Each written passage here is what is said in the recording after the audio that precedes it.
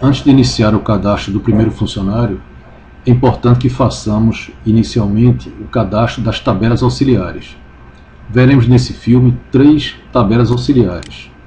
Cadastro, tabelas auxiliares, veremos as funções, depois os horários e depois os sindicatos. Vamos incluir uma função. O sistema Folha 10, quando é instalado, ele vem com uma função já pré-gravada de auxiliar de escritório. Vamos cadastrar uma função pedreiro. A CBO da função pedreiro deve ser consultada na internet, no site do Ministério do Trabalho, e vamos colocar uma aqui qualquer. São 6 dígitos. Requisitos necessários para o exercício da função são informações necessárias ao PPP, Perfil Profissiográfico Previdenciário. Se não for importante para a empresa, basta dar um Enter que ele coloca a informação pendente.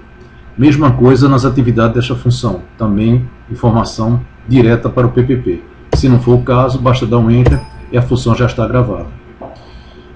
Uma outra coisa importante que tem no cadastramento da função é que você pode vincular esta função apenas a uma empresa, para evitar que uma função específica de uma empresa fique aparecendo nas outras. Basta, quando for cadastrar, marcar aqui nesta opção. Temos também a função de alteração, onde a função pedreiro pode ser alterado todas as informações dele. A função desativar pode mostrar que a função pedreiro não mais vai ser mostrada como opção. E a função reativar, que ela volta a fazer parte da lista de funções. Um detalhe importante, que desativar não é apagar, é desativar. Ela deixa de ser usada, mas continua no cadastro.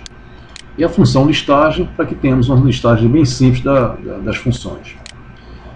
Vamos ver agora a tabela auxiliar de horários. Mais uma vez, o Folha 10 vem com um horário pré-gravado, que é o horário padrão, de 8 às 12, de 2 às 6, funcionando de segunda a sexta. Vamos cadastrar um novo horário, chamado de horário 2. Vamos começar com a entrada na segunda-feira, começando às 7 da manhã, saindo às 11 horas, voltando às 12 e saindo às 16 horas. Sempre informando a hora e os minutos. Para terça-feira, se o horário for o mesmo, podemos clicar em repete, que ele vai repetir para que não tenhamos trabalho de lançar novamente. No sábado, temos 2 opções. É bom ver aqui embaixo, numa orientação que existe no rodapé. Podemos cadastrar o horário, caso a pessoa trabalhe no sábado também, e podemos cadastrar a palavra folga ou compensado. O que é que significa folga? Significa que a pessoa não trabalha naquele dia. O que é que significa compensado? Ele não trabalha naquele dia, mas o horário foi compensado. Então, por exemplo, se houver um feriado naquele dia, ele pode ganhar o feriado em dobro, se for o caso da empresa trabalhar com esse tipo de cálculo. Okay? Então, vou lançar aqui folga e folga. E gravar o horário.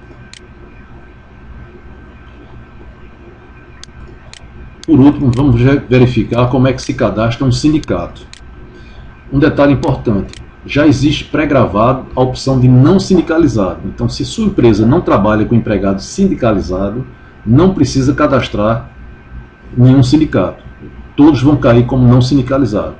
Mas vamos supor que ele tem um sindicato. A primeira função que vai ser necessário é saber o código do sindicato. Este código foi criado em 2010 e todos os sindicatos, não é o CNPJ, todos os sindicatos têm um código vinculado ao Ministério do Trabalho. Eu vou lançar aqui um número qualquer.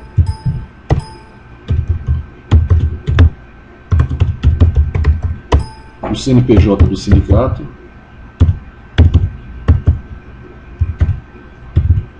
E aqui vem as informações específicas do sindicato. Por exemplo, se os funcionários desse sindicato tiverem um adiantamento quinzenal diferente dos outros, por exemplo, se a empresa for 40%, mas nesse sindicato for acordado que é 50%, eu devo colocar aqui o percentual do sindicato. Se o adicional noturno padrão da empresa é 20%, mas para esse sindicato é 30%, então devo colocar 30%. Verifique que para cada campo aqui embaixo tem uma informação. Por exemplo, o adicional noturno, sempre informar com 2 decimais. Vale transporte, a mesma coisa, 6% para todo mundo, mas para esse sindicato, 5%. O mês do dissídio do sindicato é um dado importante, porque se o funcionário for demitido um mês antes do dissídio, ele recebe uma bonificação na rescisão. Um terço de férias. Alguns sindicatos fazem acordo para que um terço de férias não seja 33%, e sim, por exemplo, 40%. Dias para o aviso prévio. Era um dado também importante com relação ao aviso prévio, que também alguns sindicatos acordavam que o aviso prévio era de 60 dias. Mas isso está com pouco uso agora com a nova lei do aviso prévio, que dá direito até 90 dias. De qualquer maneira, o campo permanece aí para acordos especiais. A carência do aviso prévio. Caso o aviso prévio seja de, por exemplo, 60 dias, mas em alguns casos existe uma carência de 5 anos, quer dizer, o funcionário tem que ter 5 anos na empresa para receber esse aviso prévio especial. Data base do quinquênio. Significa que é o início do cálculo do tempo de serviço. Se for na data da demissão, deixa zero. Exemplo, o quinquênio começa a contar no terceiro ano do que o funcionário está na empresa. Então devemos colocar aí 3 anos. Se por acaso começar exatamente a contagem na data que ele for admitido, deixa em branco. Aqui são informações para RAIS, que você pode preencher depois. Por exemplo, qual é a verba no cadastro de verba que indica o que é a contribuição sindical, que é a contribuição associativa, que é a taxa assistencial, que é a taxa confederativa. Então, essas informações são informações que podem ser lançadas depois, quando o usuário do sistema já tiver a numeração dessas verbas. Na mesma sequência desse quadro, este sindicato pode ter um percentual de insalubridade diferente. Suponha, a empresa trabalha com insalubridade de 20%, mas um acordo com o sindicato, nesse pessoal do sindicato recebe, por exemplo, 40% de insalubridade. Mesma coisa na periculosidade, o padrão é 30%, mas nesse caso, de um acordo, passa a ser 40%. Outra coisa importante é o preenchimento do endereço do sindicato.